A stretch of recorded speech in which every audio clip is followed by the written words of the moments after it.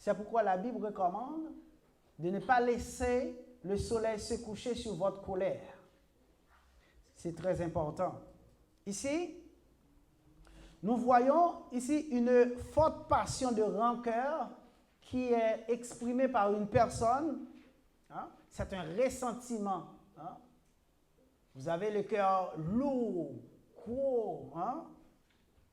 Ressentiment tenace que l'on garde à la suite d'une déception, d'une injustice. Rancune. La colère. La colère que vous retenez trop longtemps se décompose en rancune, en inimitié, en haine. Parce que vous n'avez pas su maîtriser votre colère. Donc, vous devez être en mesure de passer au-dessus de la colère et pardonner. Parce qu'il est dit, et c'est vrai, hein, le pardon pèse des plumes, mais la haine pèse des tonnes. Lorsque vous avez la haine, vous êtes toujours lourd, vous êtes toujours maussade, vous êtes toujours fâché, vous n'êtes pas content et vous êtes en train de détruire votre santé.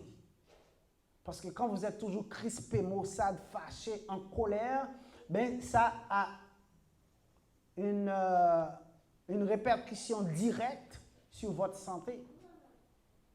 Vous pouvez développer des problèmes cardiaques. Vous pouvez vous tuer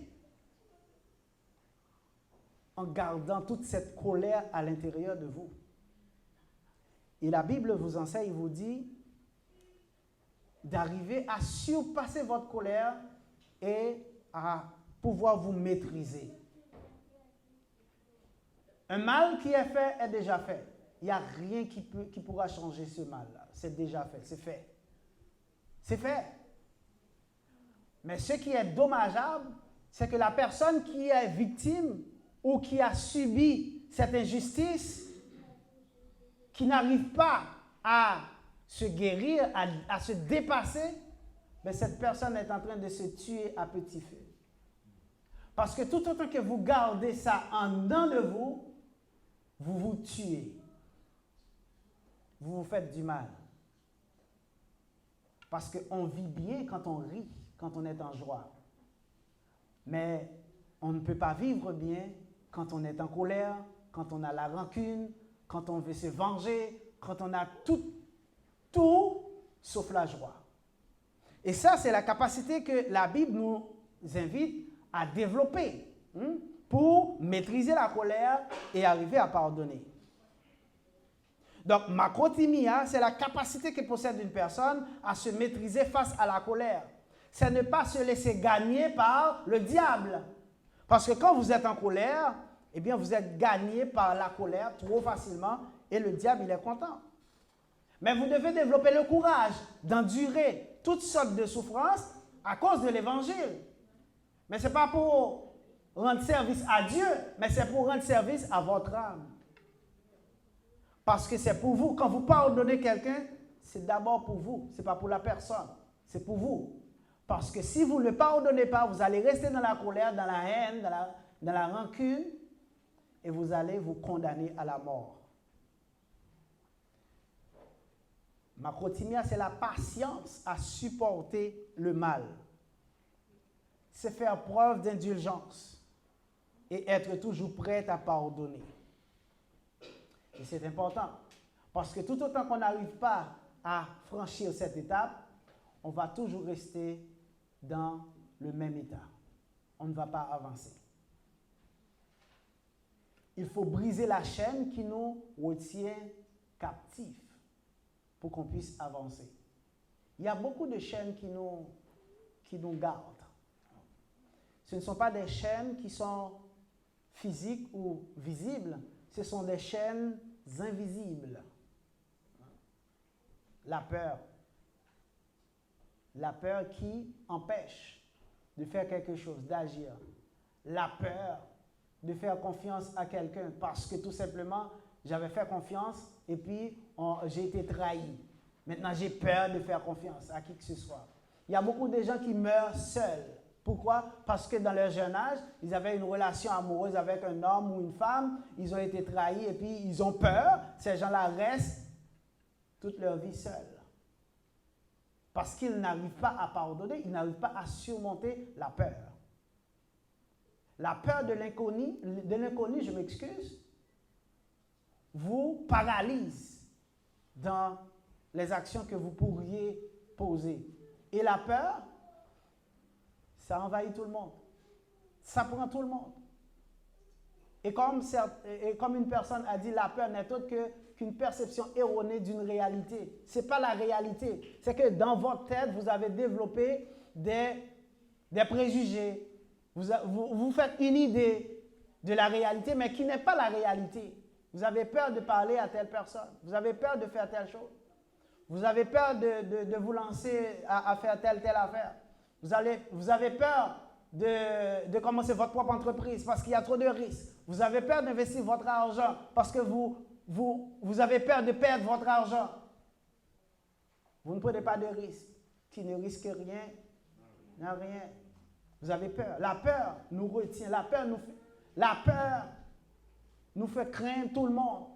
On met tout le monde dans le même panier. On ne donne même pas la possibilité à la personne de faire ses preuves. On a peur de faire confiance. Oui, parce que quand on est victime, on se protège. On se crée une prison, on reste dans cette prison, on ferme la porte, on jette la clé dans la mer. Mais qu'est-ce qui arrive? On reste dans cette cellule, isolé, seul. Mais l'homme est un animal grégaire, c'est-à-dire l'homme est fait pour vivre en société. Ça veut dire avec d'autres personnes, d'autres hommes. Oui, tout le monde n'est pas honnête. Oui, il y a des mauvais dans tout. Mais ça ne veut pas dire que tout le monde est mauvais. C'est ça qu'il faut comprendre. Donc, il ne faut pas avoir peur de recommencer. Il ne faut pas avoir peur de se relever quand on est tombé et de continuer. Parce que ce qui arrive, la peur nous empêche d'avancer, nous empêche de progresser parce qu'on reste ancré dans cette peur.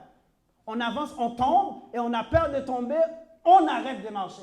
Imaginez que tout le monde sur la terre, les enfants, quand ils commencent à, en quelque sorte, aller à quatre pattes et puis ils se lèvent et puis ils tombent et puis cet enfant dit « Bon, moi, c'est fini! Je ne vais jamais essayer de marcher de ma vie, je vais rester marcher à quatre pattes. » Eh bien, on serait tous à quatre pattes aujourd'hui.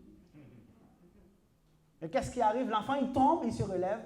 Il tombe, il se relève. Il tombe, il se relève. Eh bien, si vous tombez 9 fois, eh bien, relevez-vous 10 fois et continuez.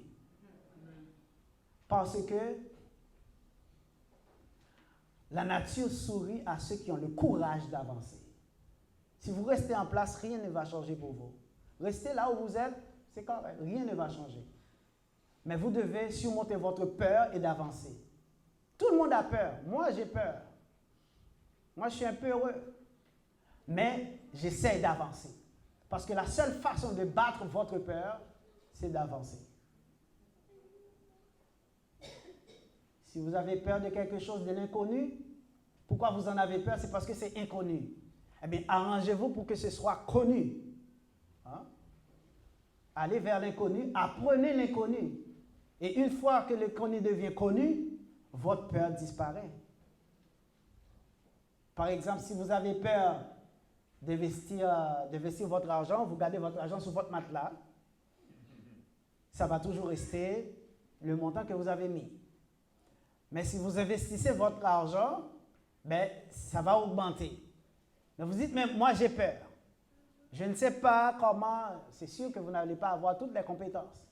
Mais vous pouvez vous informer et vous confier à certaines personnes qui peuvent vous aider. Vous aimeriez avoir, tout le monde ici aimerait avoir une vie meilleure que celle qu'on a. Hein? Qui ici aimerait rester tel qu'il est, sans rien changer dans sa vie, qu'il est heureux comme ça? Qui? Aucune main n'est levée, parce qu'on aimerait tous avoir plus. Mais pourquoi on n'a pas plus? Parce qu'on a peur. Parce qu'on a peur. On a tellement peur que même si on vous offre quelque chose, la peur qui est déjà en vous, non, ça ne va pas marcher. Parce que dans tout ce qu'on vous offre, vous allez voir, dans toutes les solutions qu'on vous présente, vous allez toujours trouver un problème. Pourquoi?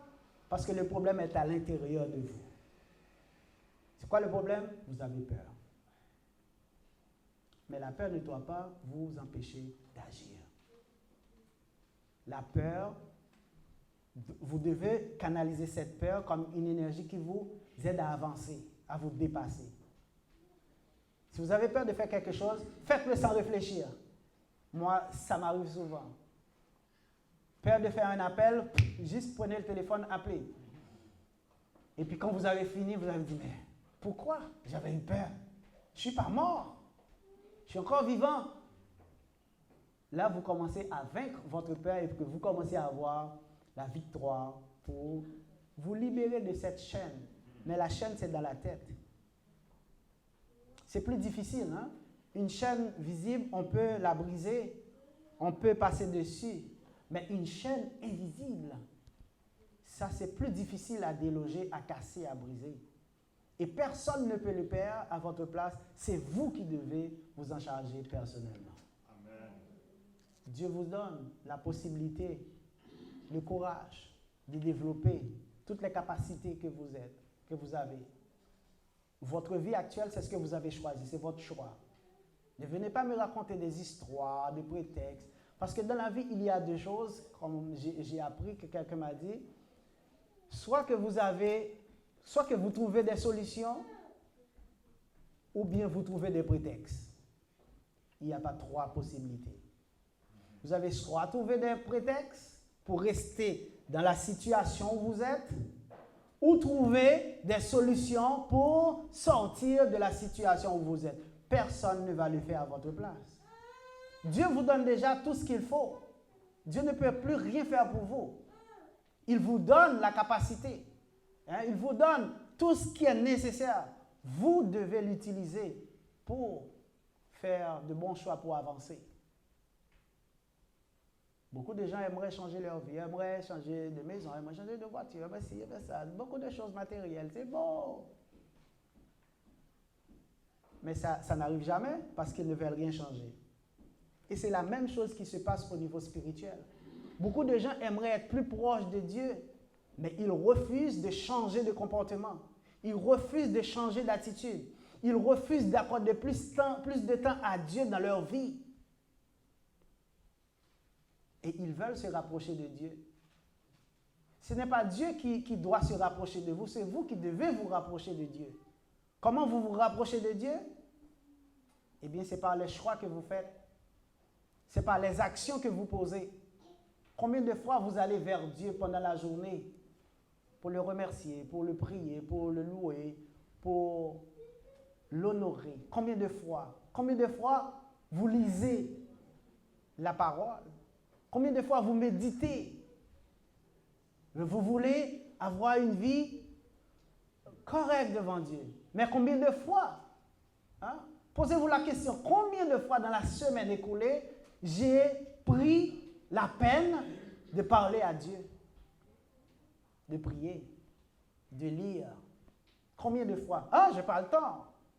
J'ai pas le temps. Je dois aller travailler tôt, j'ai en retard. Mais lorsque vous aurez tombé malade, lorsque vous n'aurez plus de santé, vous aurez tout le temps nécessaire. Parce que vous avez la santé, vous n'avez pas le temps pour prier Dieu. Mais quand vous n'avez pas la santé, vous êtes alité, vous êtes couché sur votre lit, vous avez tout le temps du monde de parler à Dieu, n'est-ce pas? Oui. Oh oui. Oh mon Dieu, papa. Mes petits, oui. Regardez ça. Regardez-moi. Oui, à ce moment-là, on sait que Dieu existe parce que c'est un pneu de rechange qu'on utilise quand il y a une crevaison sur un pneu principal. On fait appel à Dieu. Mais il ne doit pas en être ainsi. Vous avez la possibilité de changer cela. Et c'est à vous de prendre la décision qu'il en soit ainsi pour vous. Amen. Oui.